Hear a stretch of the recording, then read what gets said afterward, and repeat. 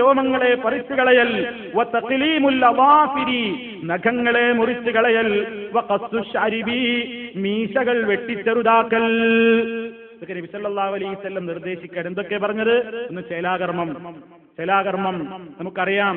പുരുഷനെ സംബന്ധിച്ചിടത്തോളം അതുകൊണ്ടുണ്ടാകുന്ന ഗുണം ഇന്ന് വൈദ്യശാസ്ത്രം പറഞ്ഞേട്ടെ പറയാതിരിക്കട്ടെ, ഇതെല്ലാ ആൾക്കാരും ഒരു ചെയ്യുന്നുണ്ട്. എല്ലാ ആളുകളും പല രൂപത്തിലുള്ള ലൈംഗിക രോഗങ്ങൾക്കും മരുന്നായി പറഞ്ഞു കൊടുക്കുന്നത് ചേലാകർമ്മം ചെയ്യണം, അഗ്രചർമ്മം മുറിച്ചു കളയണം എന്നതാണ്. അതുപോലെ തന്നെ വഹ്ഖുൽ ആനതി വൃത്തിയിൽ നടക്കുന്ന മനുഷ്യൻ ആവശ്യമാണ്.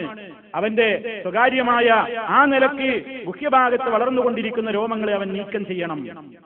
പ്രവാചകൻ സല്ലല്ലാഹു അലൈഹി വസല്ലം അള്ളാഹുവിന്റെ ദീനിനെ സംബന്ധിച്ച് ഒന്നും അവിടുന്ന് പഠിപ്പിക്കാതെ പോയിട്ടില്ല. ഇന്നല്ലാഹ ലാ യസ്തഹി, അള്ളാഹു സുബ്ഹാനഹു വ തആല ഹഖ് പറയുന്നതിൽ അവന് ലജ്ജയില്ല. സല്ലല്ലാഹു അലൈഹി വസല്ലം ഈ സമുദായത്തിന് ആവശ്യമായതൊക്കെ പഠിപ്പിച്ചിരുന്നിരിക്കുന്നു, എല്ലാം പഠിപ്പിച്ചിരുന്നിരിക്കുന്നു. അതുകൊണ്ട് അത് നീക്കം ചെയ്യണമെന്ന് പറഞ്ഞു. വനത്തുൽ ലിബ്തി, മനുഷ്യ ശരീരത്തിൽ നിന്ന് ദുഷിച്ച മണം പുറത്തു വരാൻ സാധ്യതയുള്ള ഏറ്റവും വലിയ കേന്ദ്രമാണ് അവന്റെ ഇരു കക്ഷങ്ങളും. ആ കക്ഷങ്ങളിൽ മാലിന്യം കുമിഞ്ഞുകൂടുന്നത്, അവിടെ വൃത്തികേടുകൾ തളം കെട്ടി നിൽക്കാൻ നിമിത്തമായി തീരുന്നത് അവിടെ വളരുന്ന രോമങ്ങളാണ്. അതുകൊണ്ട് അത് നീക്കം ചെയ്യണം. നീക്കം ചെയ്യണം. പിന്നെ മനുഷ്യന്റെ ഭക്ഷണത്തിലൂടെ, അതുപോലെ തന്നെ അവന്റെ ശരീരത്തിന് ഉപദ്രവകരമായ നിലക്ക് ചെളിയും മാലിന്യങ്ങളും ഒക്കെ കുമിഞ്ഞുകൂടുന്ന കേന്ദ്രം അവന്റെ കൈവിരലുകളിൽ വളർന്നു വരുന്ന നഖങ്ങളാണ്. അതുകൊണ്ട് നഖങ്ങൾ മുറിച്ചേ പറ്റൂ. നഖം മുറിച്ച് നീക്കണം. കണ്ടിട്ടില്ലേ, പലരും ഫാഷനാണ് പലർക്കും. ചില സ്ത്രീകൾക്ക് ഫാഷനാണ്, അവരുടെ ചെറുവിരലിൽ ഇങ്ങനെ നീട്ടി വളർത്തിയിരിക്കുന്നു. അതുപോലെ തന്നെ നഖങ്ങൾ ഇങ്ങനെ നീട്ടി വളർത്തുന്ന പുരുഷന്മാരും സ്ത്രീകളും ഒക്കെ ഫാഷന്റെ പേരിൽ അല്ലാഹുവിന്റെ റസൂലിന്റെ മാർഗത്തിലല്ല അവരുള്ളത്. അല്ലാഹുവിന്റെ റസൂല് പഠിപ്പിച്ച ദീനിന്റെ ശരിയായ വഴിത്താരയിലല്ല അത്തരക്കാരുള്ളത്. എന്തിന്റെ പേരിലായിരുന്നാലും ആ നിലക്ക് നഖം നീട്ടി വളർത്തുക എന്നുള്ളത് അത് ഇസ്ലാമികമല്ല. പ്രവാചകൻ പറഞ്ഞത് മുറിച്ചു കളയണം. വഖസ്സു ശാരിബി, മീശ വെട്ടിച്ചെറുതാക്കണം എന്നതാണ്. സല്ലല്ലാഹു അലൈഹി വസല്ലം പഠിപ്പിച്ചത് അങ്ങനെയാണ്. മീശ വെട്ടിച്ചെറുതാക്കണം. ശാരിബ് എന്ന് പറഞ്ഞാൽ തന്നെ കുടിക്കാനായി. ഇത് വലിയ മദ്യപന്മാരാണ് അവർ. മീശ ഇങ്ങനെ കട്ടി മീശ വെച്ചിട്ട് ഇങ്ങനെ തൂങ്ങിയിട്ടുണ്ടാവും, ചുണ്ടൊന്നും കാണില്ല. സല്ലല്ലാഹു അലൈഹി വസല്ലം എങ്ങനെയാ അത് വെട്ടാൻ പറഞ്ഞത്? അവിടുന്ന് എങ്ങനെയാ അത് ചെയ്തത്? സ്വഹാബത്ത് പറയുന്നുണ്ട്, ചുണ്ടിന്റെ ചെമപ്പ് വ്യക്തമായി കാണുന്ന നിലക്ക് മുടി തൂങ്ങിയിട്ടുണ്ടെങ്കിൽ, ആ ഭാഗത്തേക്ക് മുടി തൂങ്ങിയിട്ടുണ്ടെങ്കിൽ ചുണ്ടുകളുടെ ചെമപ്പ് കാണുന്ന നിലക്ക് അത് വ്യക്തമായി മുറിച്ചു നീക്കണം, അങ്ങനെ ചുരുക്കണം, വെട്ടിച്ചെറുതാക്കണം എന്ന് നബി സല്ലല്ലാഹു അലൈഹി വസല്ലം പഠിപ്പിച്ചിരുന്നിരിക്കുകയാണ്. സമൂഹം നേരെ ഏത് കാര്യത്തിലും ഞാൻ നേരത്തെ പറഞ്ഞതുപോലെ നേരെ എതിരാ ചെയ്യുന്നത്. എന്ത്?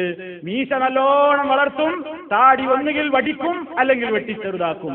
ഇതാ സമൂഹത്തിലുള്ളത്. മീശ നല്ലോണം അങ്ങനെ നല്ല കട്ട മീശ വെച്ച അവന്റെ വിചാരം എന്താണെന്നറിയോ? അവൻ വലിയ ആണാണ്, അവനാണ് വലിയ ആൺ. ആണുങ്ങളുടെ സ്റ്റൈലാണ് മീശ. ആരോടോ അത് പറഞ്ഞു? ആരായത് പറഞ്ഞത്? ആണിന്റെ സ്റ്റൈലാണ്. അല്ലാഹുവിന്റെ റസൂൽ പറയുന്നു അത് വെട്ടി ചെറുതാക്കാനാ പറയുന്നത്. പിന്നെ അത് പഠിപ്പിച്ചത് ഇബ്ലീസ് ആയിരിക്കൂലേ? അത് ആണിന്റെ സ്റ്റൈലാന്ന് പറയൽ? ആണിന്റെ സ്റ്റൈൽ അതല്ല. ആണിന്റെ സ്റ്റൈൽ അത് ചെറുതാക്കലാണ്.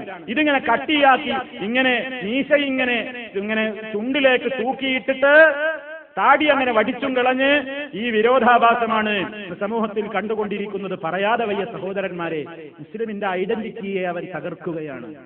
മുസ്ലിമിന്റെ ഐഡന്റിറ്റിയെ അവൻ തകർക്കുകയാണ്. മറ്റു മതക്കാരെ നോക്കൂ, അവരുടെ മതത്തിന്റെ ചിഹ്നങ്ങളെ എത്ര പവിത്രമായിട്ടാണ് അവർ കൊണ്ടു നടക്കുന്നത്, എത്ര പവിത്രമായിട്ടാണ് അവർ കൊണ്ടു നടക്കുന്നത്. അവർക്കതൊരു വിഷയമല്ല, അല്ലേ? അവർക്കതൊരു പ്രയാസമല്ല. നമുക്കാണ് പ്രയാസം, നമുക്കാണ് പേടി. ഞാൻ അങ്ങനെ ചെയ്താൽ ഇന്നവർ മുസ്ലിമാണ് മനസ്സിലാവൂലേ? ഞാനൊരു മാപ്പിളയാണ് തിരിയൂലേ? പാന്റ് ഇത്തിരി കയറ്റി കൊടുത്താൽ, വസ്ത്രം കുറച്ച് കയറ്റി കൊടുത്താൽ എന്നെ അങ്ങനെ വിചാരിക്കൂലേ? ഞാനൊരു മതമൗലികവാദിയാണെന്ന്, ഒരു ഫണ്ടമെന്റലിസ്റ്റനാണെന്ന് വിചാരിക്കൂലേ? അങ്ങനെയൊക്കെ ചിന്തിച്ചിട്ട് എന്തൊക്കെ കാര്യങ്ങളിലാണ് ആളുകളൊക്കെ വളരെ സില്ലി സമീപനം സ്വീകരിച്ചു കൊണ്ടിരിക്കുന്നത്. അല്ലാഹനെ തന്നെയാണ് സത്യം. ഇതൊന്നും ദീനിന്റെ ശരിയായ സ്പിരിറ്റ് ഉൾക്കൊണ്ട ആളുകളിൽ നിന്ന് ഉണ്ടാകേണ്ടതല്ലേ അല്ല. നമ്മൾ മനസ്സിലാക്കണത്, നമ്മൾ ശരിക്കും ചിന്തിക്കേണ്ടതാണ്. നാം സല്ലല്ലാഹു അലൈഹി വസല്ലം നമുക്ക് പഠിപ്പിച്ചിരുന്ന വഴിത്താരക്ക് എതിരാണത് എന്ന് നമ്മൾ മനസ്സിലാക്കുക. അതേ അവസരത്തിൽ അവിടുന്ന് പഠിപ്പിച്ചിരുന്ന, അനുവദിക്കപ്പെട്ടു തന്ന കാര്യങ്ങളൊക്കെ നമുക്ക് ചെയ്യുകയും ചെയ്യാം. അതിൽ ഇസ്ലാമികമായിട്ട് യാതൊരു തെറ്റും നമുക്കില്ലതാണ്. ഇനി സഹോദരന്മാരെ, ഇത്രയും പറഞ്ഞത് മനുഷ്യൻ അവന്റെ ശാരീരികമായിട്ടുള്ള, അവന്റെ ശരീരത്തോടുള്ള കടമകളാണ്. അതേ അവസരത്തിൽ നേരത്തെ പറഞ്ഞു, മനുഷ്യൻ എന്ന് പറയുന്നത് ദേഹവുമുണ്ട്, ദേഹിയുമുണ്ട്. ഈ ആത്മാവിന്റെ പോഷണത്തിന് വേണ്ടതും മനുഷ്യൻ ചെയ്യണം. അത് മുസ്ലിമിന്റെ ഐഡന്റിറ്റിയാണ്. മുസ്ലിം അവന്റെ വ്യക്തിത്വം കാത്തു സൂക്ഷിക്കുമ്പോ തന്റെ ആത്മാവിന്റെ പോഷണത്തിന് ആവശ്യമായത് ചെയ്യണം. അതിനാണ് ഇസ്ലാം പഠിപ്പിച്ചു കൊടുത്ത ഇബാദത്തുകൾ മുഴുവനും. നിസ്കാരം അതിനാണ്, നോമ്പതിനാണ്, സക്കാത്ത് അതിനാണ്, ഹജ്ജ് അതിനാണ്. രാവിലെ എഴുന്നേറ്റത് മുതൽ രാത്രി ഉറങ്ങുന്നത് വരെയുള്ള വൈവിധ്യമാർന്ന ഘട്ടങ്ങളിൽ ദിനേനയെന്നോണം നിർവഹിക്കാനുള്ള ദിക്റുകളും ദുആകളും അവന്റെ ആത്മാവിനെ പോഷിപ്പിക്കാനാണ്, അവന്റെ ആത്മാവിനെ നരകത്തിയിൽ നിന്ന് രക്ഷപ്പെടുത്താനാണ്. സല്ലല്ലാഹു അലൈഹി വസല്ലം പഠിപ്പിച്ചു തന്നിട്ടുള്ള ഒട്ടേറെ ദിക്റുകളുണ്ട്. ആ ദിക്റുകളിലൂടെ ദുആകളിലൂടെ മനുഷ്യൻ അവന്റെ ഈമാനിനെ ഇങ്ങനെ നവീകരിച്ചു കൊണ്ടിരിക്കണം. സല്ലല്ലാഹു അലൈഹി വസല്ലം പറയുകയാണ്, ജദ്ദിദു ഈമാനക്കും, നിങ്ങൾ നിങ്ങളുടെ ഈമാനുകളെ നിങ്ങൾ പുതുക്കിക്കൊണ്ടിരിക്കണേ, നിങ്ങൾ അതിനെ എപ്പോഴും നവീകരിച്ചു കൊണ്ടിരിക്കണം. ഏത് മുഖേന, എങ്ങനെയാണ് ഈമാനിനെ ഒരാൾ നവീകരിച്ചു കൊണ്ടിരിക്കേണ്ടത്? അതിലേറ്റവും പ്രധാനപ്പെട്ടത് ലാ ഇലാഹ ഇല്ലല്ലാഹ്, ആ ദിക്റിലൂടെയാണ്. ദിനേന എന്നോണം ആത്മാവിന്റെ ഭക്ഷണം കൊടുത്തുകൊണ്ടിരിക്കണം. കൃത്യമായി നിസ്കാരവും നോമ്പും സക്കാത്തും ഹജ്ജുമൊക്കെ ഉള്ളതോടൊപ്പം തന്നെ രാവിലെ എഴുന്നേൽക്കുന്നത് ദിക്ർ ചൊല്ലിക്കൊണ്ടായിരിക്കണം, ഉറങ്ങുന്നതിന്റെ മുമ്പേ ദിക്ർ ചൊല്ലിക്കൊണ്ടായിരിക്കണം. ഓരോ ഘട്ടത്തിലും നിർവഹിക്കേണ്ട ദിക്റുകൾ നമ്മളത് ചെയ്തുകൊണ്ടിരിക്കണം. ഏതുപോലെ വിശക്കുമ്പോ ഭക്ഷണം കഴിക്കുന്നില്ലേ, ദാഹമുണ്ടാകുമ്പോ വെള്ളം കുടിക്കുന്നില്ലേ, ഇതുപോലെ നമ്മുടെ റൂഹിനെ, അതൊക്കെ നമ്മുടെ ദേഹത്തിന് ആവശ്യമുള്ളതാണെങ്കിൽ നമ്മുടെ ദേഹിക്ക് ആവശ്യമുള്ള അത്തരത്തിലുള്ള ഭക്ഷണങ്ങളും സമയാസമയത്ത് കൊടുത്തുകൊണ്ടിരിക്കണം. അത് ഇസ്ലാമിന്റെ നിയമമാണ്. അത് കാത്തു സൂക്ഷിക്കണം. അതിലൂടെ നമ്മൾ നരകത്തിൽ നിന്ന് രക്ഷപ്പെടുള്ളൂ. നമ്മുടെ ശരീരത്തെ നരകാഗ്നിയിൽ നിന്ന് രക്ഷപ്പെടുത്തുന്ന ദിക്റുകളുണ്ട്, ദുആകളുണ്ട്. അല്ലാഹുവിലേക്ക് അടുപ്പിക്കുന്ന ദുആകളുണ്ട്, ദിക്റുകളുണ്ട്. നന്മയുടെ തുലാസിൽ ഏറ്റവും കനം തൂങ്ങുന്ന ദുആകളുണ്ട്, ദിക്റുകളുണ്ട്. ആയിരക്കണക്കിന് അഷ്റഫുൽ ഖൽഖ് സല്ലല്ലാഹു അലൈഹി വസല്ലമിന്റെ തിരുനാവിൽ നിന്ന് ഉതിർന്നു വീണ മുത്തുമണികളുണ്ട് ദിക്റുകളുടെ ലോകത്ത്, ദുആകളുടെ ലോകത്ത്. നമ്മൾ കേട്ടതാണ്, നമ്മൾ പഠിച്ചതാണ്. പക്ഷേ പ്രവൃത്തിപഥത്തിൽ കൊണ്ടുവരുന്ന ആളുകൾ വിരളമാണ്. അതാണ് അത്ഭുതം. അറിയാഞ്ഞിട്ടല്ല, എല്ലാ ആളുകൾക്കും അറിയാം. ഒരുപാട് ദിക്റുണ്ട് മുസ്ലിമീങ്ങൾക്ക് ചെല്ലാൻ. ഓരോരുത്തരും അവരവരോടൊന്ന് ചോദിച്ചു നോക്കൂ. ഇന്ന് രാവിലെ എഴുന്നേറ്റപ്പോ അൽഹംദുലില്ലാഹില്ലദീ അഹ്യാനാ ബഅദമാ മാതനാ വഇലൈഹി നുശൂർ എന്ന് എത്ര പേര് പറഞ്ഞു? സ്വന്തത്തോട് ചോദിച്ചു നോക്കുക. ടോയ്ലറ്റ് കയറുമ്പോ പറയുന്നത്, ഇറങ്ങുമ്പോ പറയുന്നത്, പള്ളിയിലേക്ക് കയറുമ്പോ, ഇറങ്ങുമ്പോ, വീട്ടിൽ നിന്ന് പുറത്തിറങ്ങുമ്പോ, വീട്ടിന്റെ അകത്തേക്ക് കയറുമ്പോ, വാഹനത്തിൽ യാത്ര ചെയ്തുകൊണ്ടിരിക്കുമ്പോ, പള്ളിയിലേക്ക് പ്രവേശിക്കുമ്പോ, പുറത്തിറങ്ങുമ്പോ, നിസ്കാരത്തിന്റെ ശേഷമുള്ള ദിക്റുകൾ, അതുപോലെ തന്നെ ഉറങ്ങുന്നതിന് മുമ്പ്, ഉറക്കം ആ അവസരത്തിൽ ഒരുങ്ങുമ്പോൾ അതിനുവേണ്ട ഒരുക്കങ്ങൾ, എന്തൊക്കെ കാര്യങ്ങളുണ്ട് നമ്മുടെ ജീവിതത്തിൽ. അതൊക്കെ ഉണ്ടോ? നമ്മളത് ചെയ്യാറുണ്ടോ? എല്ലാ ദിവസവും 100 തവണ സുബ്ഹാനല്ലാഹി വബിഹംദിഹി പറയാറുണ്ടോ? എല്ലാ ദിവസവും മിനിമം 100 തവണയെങ്കിലും ലാ ഇലാഹ ഇല്ലല്ലാഹു വഹ്ദഹു ലാ ശരീക ലഹു ലഹുൽ മുൽക്കു വലഹുൽ ഹംദു വഹുവ അലാ കുല്ലി ശൈഇൻ ഖദീർ എന്ന് പറയാറുണ്ടോ? എല്ലാ ദിവസവും പ്രഭാതത്തിലും പ്രദോഷത്തിലും ഒരു 10 തവണയെങ്കിലും റസൂൽ സല്ലല്ലാഹു അലൈഹി വസല്ലമിന്റെ പേരിൽ സ്വലാത്ത് ചൊല്ലാറുണ്ടോ? എല്ലാ ദിവസവും അല്ലാഹുവിന്റെ റസൂൽ പഠിപ്പിച്ചതുപോലെ പ്രഭാതത്തിലും പ്രദോഷത്തിലും ചൊല്ലേണ്ടുന്ന ദിക്റുകൾ നമ്മൾ പറയാറുണ്ടോ, ചൊല്ലാറുണ്ടോ? നമ്മുടെ മനസ്സിനോട് ചോദിക്കണം. ഏതുപോലെ ഞാൻ സമയത്ത് ഭക്ഷണം കഴിക്കാറുണ്ടോ? ഞാൻ സമയത്ത് ഗുളിക കഴിക്കാറുണ്ടോ? ഞാൻ സമയത്ത് മരുന്ന് കഴിക്കാറുണ്ടോ? ഞാൻ എന്റെ ശരീരത്തിന്റെ ആവശ്യമായ കാര്യങ്ങളിലൊക്കെ ശ്രദ്ധിക്കാറുണ്ടോ എന്ന് ഇടയ്ക്കിടെ ചിന്തിക്കുന്നത് പോലെ എന്റെ ശരീരത്തിൽ കൊളസ്ട്രോളിന്റെ എണ്ണമുണ്ടോ, എന്റെ ശരീരത്തിൽ ഷുഗർ ഉണ്ടോ, എനിക്ക് BP ഉണ്ടോ എന്നൊക്കെ ചെക്ക് ചെയ്യുന്നത് പോലെ ഇതൊക്കെ ദേഹത്തിന്റെ പോഷണത്തിനും നിലനിൽപ്പിനും ആവശ്യമായ പരിശോധനകളാണെങ്കിൽ ഇതേ മനുഷ്യന് തന്നെ റൂഹി എന്ന് പറയുന്ന, ദേഹി എന്ന് പറയുന്ന ഒരു ഭാഗം കൂടിയുണ്ട്. അതിന്റെ പോഷണത്തിന് ആവശ്യമായതൊക്കെ ഞാൻ ചെയ്യുന്നുണ്ടോ? അതിൽ വല്ല മാലിന്യവും കലരുന്നുണ്ടോ? അതിൽ വല്ല പോരായ്മയും സംഭവിക്കുന്നുണ്ടോ? ആ ഭാഗത്ത് വല്ല ക്ഷീണവും വരുന്നുണ്ടോ എന്ന പരിശോധന കൂടി മനുഷ്യന് ആവശ്യമാണ്. അതാ ഖുർആൻ പറഞ്ഞ പരിശോധന. യാ അയ്യുഹല്ലദീന ആമനുത്തഖുല്ലാഹ ഫൽതൻദുർ നഫ്സുൻ മാ ഖദ്ദമത് ലിഗദിൻ വത്തഖുല്ലാഹ. ഓ വിശ്വാസികളെ, നിങ്ങൾ അല്ലാഹുവിനെ സൂക്ഷിച്ച് ജീവിക്കണേ. ഓരോ ആത്മാവും ഒന്ന് പരിശോധിക്കട്ടെ. മാ ഖദ്ദമത് ലിഗദിൻ, നാളേക്ക് വേണ്ടി അതെന്താണ് ഒരുക്കി വെച്ചതെന്ന്. അതാണ് ആ പരിശോധന. റൂഹിയായ പരിശോധനയാണ്. വത്തഖുല്ലാഹ്, 2 സ്ഥലത്തും വത്തഖുല്ലാഹ് എന്നാ പറയുന്നത്. അല്ലാഹുവിനെ സൂക്ഷിച്ചുകൊണ്ടുള്ള ജീവിതമാണ് റൂഹിനെ പോഷിപ്പിക്കുന്ന ജീവിതം. അതുണ്ടോന്ന് പരിശോധിക്കണം എന്നാ പറയുന്നത്. നമ്മൾ ശരീരത്തിന്റെ വെയിറ്റ് നോക്കാറുണ്ട്, നമ്മളെ ബ്ലഡിൽ മാലിന്യമുണ്ടോ എന്ന് നോക്കാറുണ്ട്, എല്ലാം നോക്കാറുണ്ട്. അതുപോലെ അതൊക്കെ വേണം, ഒന്നും വേണ്ടാന്നല്ല, അതൊക്കെ വേണം. പക്ഷേ റൂഹിനെയും പരിഗണിക്കണം എന്നാണ് ഇസ്ലാം പറയുന്നത്. അതാണ് മുസ്ലിമിന്റെ ഐഡന്റിറ്റി, അതാണ് ഒരു മുസ്ലിമിന്റെ വ്യക്തിത്വം. അത് കാത്തു സൂക്ഷിക്കണമെന്നാണ് ഇസ്ലാം പറയുന്നത്. അതില്ലാതെ ആ കാര്യത്തിൽ തീരെ ശ്രദ്ധിക്കാതെ വിശുദ്ധ ഖുർആൻ ഒരു കൂട്ടരെ പറ്റി പറഞ്ഞില്ലേ, വല്ലദീന കഫറൂ യഅകുലൂന വയതമത്തഊന കമാ തഅകുലുൽ അൻആം വന്നാറു മസ്വല്ലഹും. കാഫിറുകളായ ആളുകളുടെ സ്വഭാവം എന്താണ്?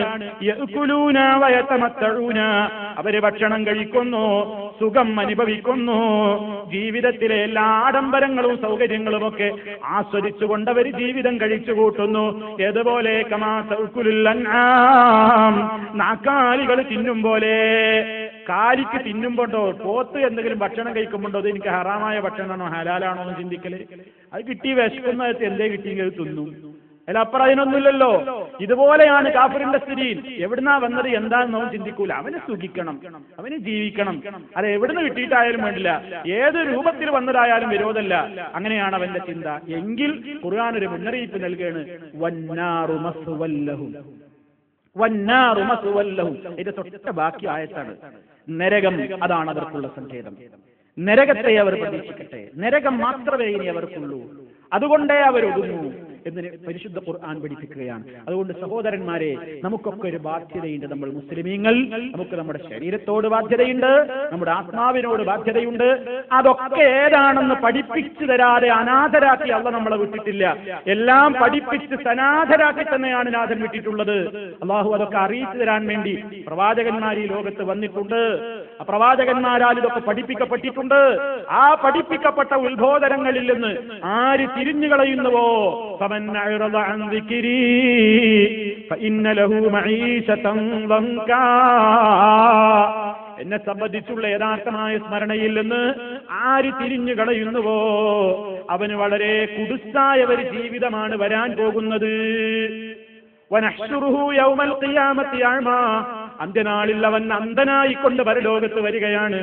ആ അവസരത്തിൽ അവൻ അല്ലാഹുവോട് ചോദിക്കുകയാണ്, പടച്ചോനെ നീ എന്തേ എന്നെ അന്ധനാക്കിയത്? വഖദ് കുന്തു ബസീറാ, ഞാൻ നല്ല കാഴ്ചയുള്ള മനുഷ്യനായിരുന്നല്ലോ, എന്തേ ഇപ്പൊ ഞാൻ ഇവിടെ ഇങ്ങനെ അന്ധത ബാധിച്ചു കൊണ്ടുവരുന്നത്? അപ്പൊ അള്ളാഹു കൊടുക്കുന്ന ഒരു മറുപടി എന്താ? كذلك أتتك آياتنا فنسيتها وكذلك اليوم تنسى.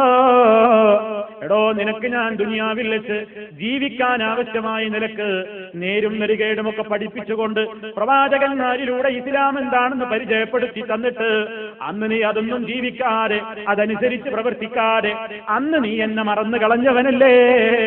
വകദാലിക്കൽ യൗമ തുൻസാ, അതുകൊണ്ട് ഇതാ പ്രകാരം ഇന്ന് നിന്റെ കാര്യവും ഇവിടെ മറക്കപ്പെട്ടിരിക്കുന്നു. ഇന്ന് നിന്റെ കാര്യവും അങ്ങനെ തന്നെ. അവിടെ ദുനിയാവിൽ മറന്നില്ലേ, എന്നെ മറന്നില്ലേ, ഇവിടെ നിന്ന് നിന്റെ കാര്യവും നോക്കാൻ പറ്റില്ല.